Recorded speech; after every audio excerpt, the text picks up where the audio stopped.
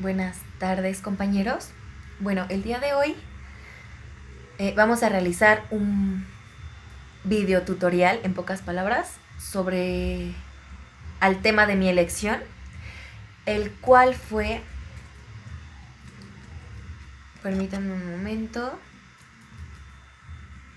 resistencia personal al desarrollo y al cambio, el cual fue un tema que elegí de mi materia habilidades interpersonales, el cual para mí fue de suma importancia, ya que me parece una opción y a un tema elegir de algo que podemos hablar de una forma concreta y que abarca un montón y destacadamente procesos y subtemas, desglosar y desglosar temas de esa elección.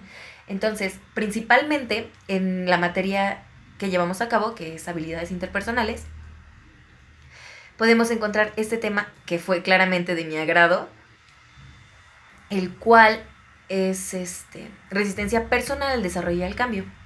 Bueno, vamos a comenzar dando un poco de conceptos junto con su definición, el cual me parece pues sumamente importante. Entonces, resistencia al desarrollo lo podemos generalizar y definir como la situación que resulta constante, de una forma constante, en especial si se considera lo importante que en este caso es para las organizaciones mantener un alto nivel de trabajo, en este caso laboralmente, ¿no? Entonces, se contempla la producción y la calidad de producto o un servicio. Entonces, podemos hablar de resistencia al desarrollo como aquella parte que genera la persona o el individuo. Entonces, la resistencia es más que nada capacidad física básica que tenemos como personas, particularmente aquella resistencia es la cual que nos permite llevar a cabo una actividad, un esfuerzo, durante el mayor seguimiento que le demos a lo que estamos realizando o a la realización que llevemos. Entonces prácticamente podemos decir que la resistencia es un esfuerzo que consecutivamente llevamos y lo realizamos a grandes rasgos. El desarrollo en este caso es algo que se genera consecutivamente, que va ya sea agrandándose o de forma contraria reduciéndose. Entonces, como lo aclaramos bien, la resistencia al cambio se puede definir como a todas aquellas situaciones en las cuales personas deben modificar ciertas rutinas o hábitos que tengan ciertas personas que llevan un proceso largo de vida o en su vida, ya sea profesional, intelectual o de cualquier forma.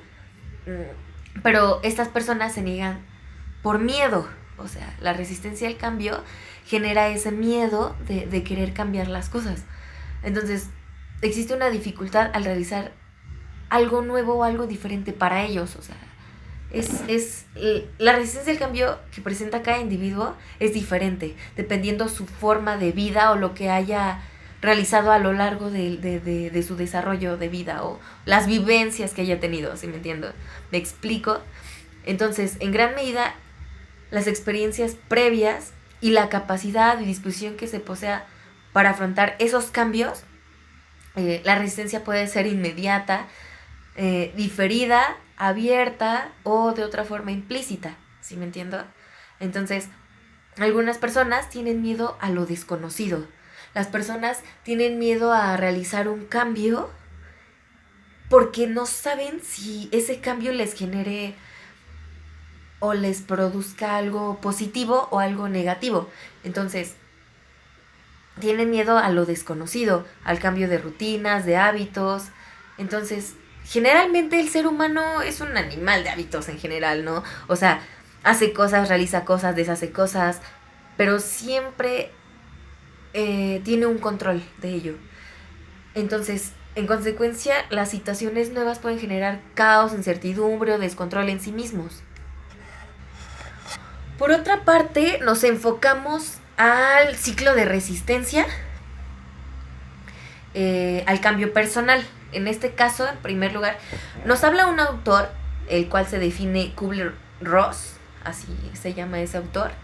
Este autor propuso ese ciclo está lleno de etapas, el cual define que es un ciclo emocional que las personas siguen en los casos de duelo. En la vida que nos neguemos a aceptar, en este caso un cambio. Entonces, para él dice que existe una etapa, que es la primera etapa, que es la etapa de choque. En este caso nos menciona aquí, como podemos ver en la lectura o en la narración que hicimos, es el estado de parálisis por análisis o bloqueo emocional inicial cuando nos exponemos por primera vez a la perspectiva del cambio. Esta parte es como un choque que realiza en tus emociones en sí, y esa se da al principio, te expande. El segundo es la etapa de negación, y esta implica un poco a cerrar los ojos ante la realidad. O sea, evitas principalmente abrirte y realizar un cambio. Y se encuentra en tercer lugar, la etapa de ira. Entonces, en esta etapa se refiere a cuando no podemos seguir negando el cambio. Entonces, lo usual es responder con rabia, con frustración, con negación, ira y todos esos choques. En cuarto lugar se encuentra la etapa de negociación, que es la fase en la que intentamos encontrar una salida fácil. En quinto se encuentra la etapa de depresión, obviamente está porque te niegas a realizar ese cambio, entonces finalmente aceptamos que el cambio es inevitable totalmente. Entonces, sin embargo, no lo aceptamos de buen grado y podemos reaccionar como, pues obviamente lo dice la etapa, deprimiéndonos, ¿no? En sexto lugar está la etapa de prueba, que es una fase en la cual atraviesa la resistencia. Entonces, el aceptar el cambio finalmente va desapareciendo porque nos damos cuenta de que necesitamos reaccionar. Entonces se presenta de todas formas, ¿no? Y la última etapa es de aceptación. Obviamente terminas aceptando que lo tienes que hacer, que es un cambio que se tiene que realizar. Y ese cambio puede traer cosas positivas tanto como negativas, como lo mencionaba anteriormente. Entonces, en esta fase nos volvemos a encontrar en el equilibrio, donde pensábamos que se había roto todo, pero el cambio lo devolvió. O sea, encontramos y nos vemos en una práctica de nuevos patrones, nuevos comportamientos y nos adaptamos poco a poco. Entonces, para finalizar, como comentario final, puedo decir que dentro de la resistencia personal al cambio y al desarrollo influye mucho la motivación. La motivación, ¿por qué? Influye mucho la motivación porque para realizar un cambio, para realizar un verdadero cambio tienes que estar motivado, que decir, ¿sabes qué? Yo puedo hacer esto, yo puedo cambiar esto, yo puedo hacer esto, pero sentirte motivado de hacer las cosas. Entonces, si no existe esa grande motivación, nunca va a haber un cambio. Las personas como seres humanos debemos de tener un cambio total y una motivación severa para poder realizar las cosas, más que nada.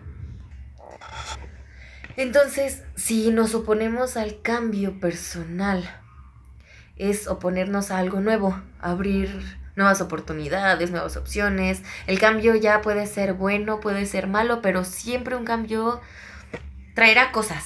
Sean buenas o sean malas, las tienes que realizar y las tienes que cambiar. Entonces, la motivación es parte de eso. El cambio mencionaba en el trabajo, como una frase que dictó un autor, que es Crossbrows, el cambio es ver la brecha entre lo que somos y lo que queremos ser.